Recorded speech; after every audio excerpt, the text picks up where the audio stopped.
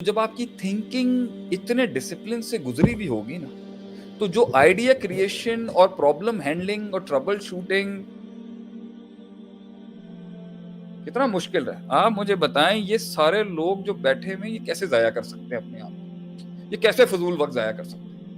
ये क्यों नहीं नजर रख रहे? ये स्टडी नहीं कर रहे। ये लोगों को कैसे स्टडी करना है? कैसे आप अपना आइडिया पिच करेंगे? कैसे आप अपनी एंटरप्रेन्योरशिप एक्सेल करेंगे अगर आपने ये स्किल ही एनहांस नहीं करनी? और बैठा हुआ है ये तो हो ही नहीं वो रहा कागज की कश्ती बनाओगा पानी। इस वक्त तो ये जो हमारे जो शेख एजुकेशन लोग मॉडल्स कहने भी के हैं, बहुत नीड है इस कोर्स की एजुकेशन और मॉडल्स से इसको हमारे जल्दी उसमें क्या हम लॉन्च करें। नहीं, मैं ये बूट कैंप को अब हैवी लेवल पे लॉन्च करूंगा। I am working very hard on this.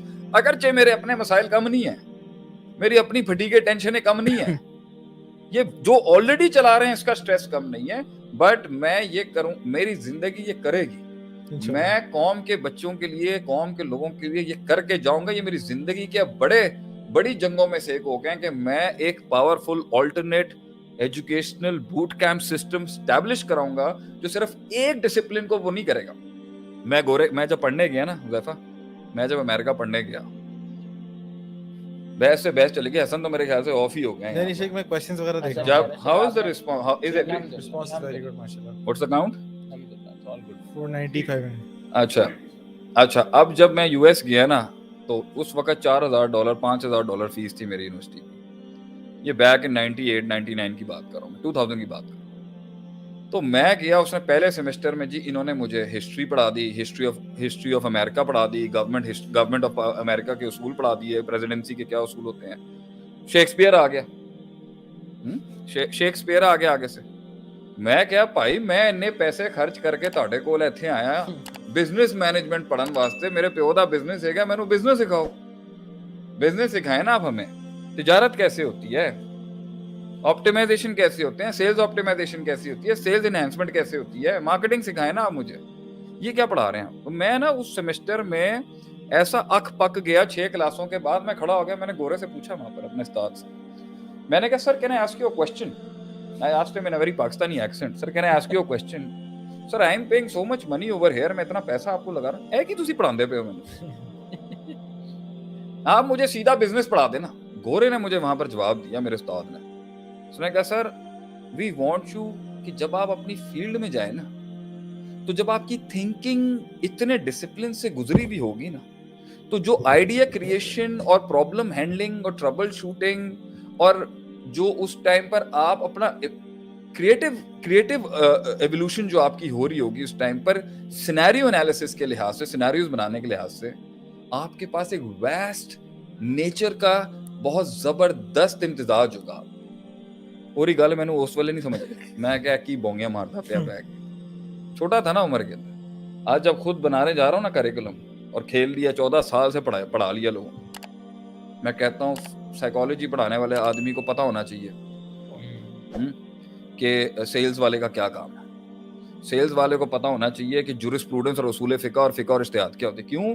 ये सारे डिसिप्लिन जब एक दूसरे को कॉम्प्लीमेंट करते हैं ना, फिर देखें वो कितनी यूनिकनेस क्रिएट करेंगे। ये फायदा है। So the best educational camps, the best educational system would be जिसमें इस वास्ट रेंज को कवर की जाए। इवन स्किल्स की मार्केट के अंदर भी आपने सारे स्किल्स को भी साथ लाना है, तो उसमें वो यूनिकनेस किसी सब्जेक्ट्स की ऐसी लानी पड़ेगी कि वो वहां पर अपनी थिंक। इसलिए मुझे याद है ना, एक जमाने में मेरे एक बड़े अच्छे दोस्त थे, उन्होंने मेरा जब सूरह फातिहा का एक दफा मैंने उनके साथ जिक्र किया, और वो आगे से बहुत जबरदस्त किस्म के आज डायरेक्टर हैं, और अगर मुझे सुन भी रहे हैं तो मेरा उनको सलाम है।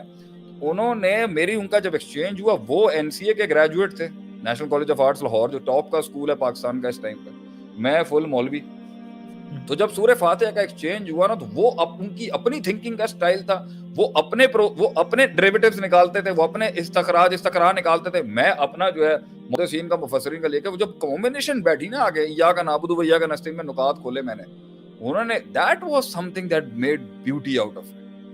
इसलिए उन्होंने फिर कहा कि कंटेंट डेवलपमेंट में शेख साहब, जो कुरान की आपकी ग्रिप से कंटेंट निकल सकता है ना, वो कंटेंट ही नहीं बना सकता कोई। जैसे फॉर एग्जांपल मैं छोटी सी बात करता हूँ कि ये मैं सिर्फ बूट कैंपिंग के लिहाज से जरा तेज होकर बात करूं, ताकि भाई आप समझें कुरान और हदीस से जो एक्सट्रैक्ट निकलता है ना, वो ये दुनिया का कौन मुकाबला नहीं कर सकता उसका।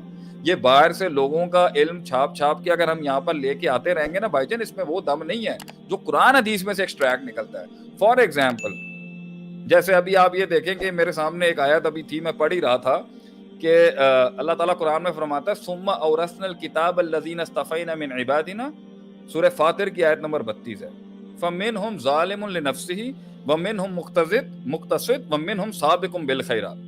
اللہ تعالیٰ فرماتا ہے کہ ہم نے چن لیا، ہم نے اس کتاب کو دیا ان کو جن کو ہم نے چن لیا اپنے بندوں میں سے، اور وہ 3 کیٹیگریز میں ہوتے ہیں۔ ظالم لنفسی، ایمان لانے والوں کی 3 کیٹیگریاں بیان کی، ظالم لنفسی، مقتصد اور سابق بالخیرات۔ ظالم لنفسی اور مقتصد اور سابق بالخیرات، یہ قرآن نے 3 کلاسیفیکیشنز کی ہیں بیہیویئرل سائیکالوجی کی پرسپیکٹیو کے لحاظ سے، کہ سابق بالخیرات وہ ہیں جو حرام کو بھی چھوڑتا ہے، واجب پر بھی عمل کرتا ہے، مینڈیٹری ڈوز اور مینڈیٹری ڈو ناٹس کو ہیں۔ وہ زبردست۔ اب دیکھیں پرسپیکٹیوز دیکھیں تھنکنگ کے لحاظ سے کہ کلاسیفیکیشن کیسی کی ہے، پروڈکٹیوٹی، ایفیشنسی اور یہ ویسٹیج اور یہ فضول کی، آپ یہاں سے دیکھیں کہ سابقم بالخیرات قرآن نے وہ کیٹیگری بتائی ہے ایمان والوں کی جس کے اندر آپ کے واجبات بھی پورے ہوں گے، مینڈیٹری ڈوز، محرمات کا پورا انکار کیا جائے گا، وہ حرام سے بچے گا، مینڈیٹری ڈو ناٹس،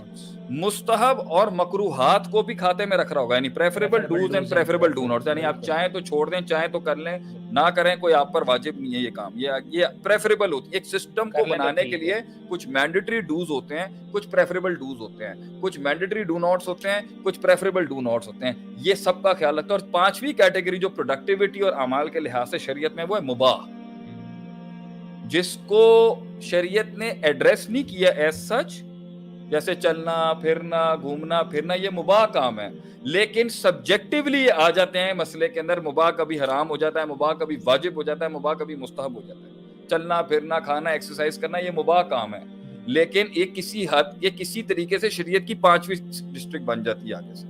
تو اس کے یہ سابقم بالخیرات وہ ہیں جو کسی جگہ پر فضول ضائع نہیں کرتے، اتنی پروڈکٹیوٹی ہوتی ہے، یہ ٹاپ نوچ پرفارمرز ہیں۔ یہ اس کو کارپوریٹ میں بھی اپلائی کر دیں نا آپ سسٹمز کے، کہ اس نے وہ جہاں پر کمپرومائز کرنے کے کمپنیز کے اندر تھے وہاں بھی نہیں کرے گا، وہاں پر بھی کمپرومائز نہیں کرے گا۔ These are the top notch people, extreme productive, these are not extreme productive, these are actually absolute productives, جنہوں نے جس فیلڈ میں بھی جانا ہے نا وہ اس کے سارے پروز کو دیکھیں گے، اس کے کونس کو دیکھیں گے، اور پھر اس کے بعد اپنا سارا مسل لگائیں گے اس کو۔ پھر اللہ کہتا ہے مقتصد ہیں، واجب کرے گا، حرام چھوڑ دے گا، مستحب اور مکروہ کے اوپر تھوڑا ڈھیلا ہے۔ یہاں پر یہ امام ابن قیم رحمہ اللہ is a great scholar of the 8th century، انہوں نے یہ تقسیم کے اوپر بڑا کلام کیا، اور مباح تو اس نے کھاتے میں نہیں رہنا نا بھائی، اس نے لینا ہی نہیں، مطلب اس نے فٹنس کا خیال ہی نہیں رکھنا، اس نے مطلب تھوڑا سا جو کپڑوں کا ڈھنگ ڈونگ ہے وہ بھی نہیں دیکھنا، خوشبو بھی نہیں لگانی، ایورا کا خیال نہیں رکھنا، مگر واجبات اور حرام، یہ مقتصد والی پارٹی۔